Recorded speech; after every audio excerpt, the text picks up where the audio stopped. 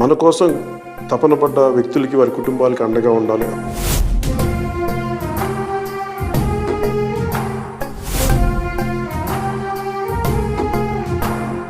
క్షేత్రస్థాయిలో ముఖ్యంగా పోరాట యాత్ర చేస్తున్నప్పుడు చాలామంది ప్రమాదాలకు గురవడం, తర్వాత వ్యక్తిగతంగా మనకున్న నాయకులు ఆ రోజు నా పక్కన ఉన్న వాళ్ళు సహాయాలు అందించడం, ఇవన్నీ చూసి క్రియాశీలక సభ్యత్వం తీసుకునే సమయంలో వారికి ఏదైనా బీమా పథకం అమలు చేయొచ్చు, దాని మీద సాధ్యాసాధ్యాలు చూడండి అంటే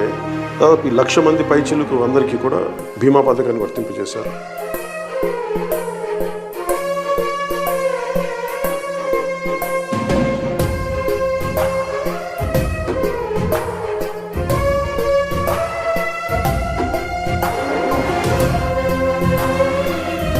ప్రతి నియోజకవర్గంలో కూడా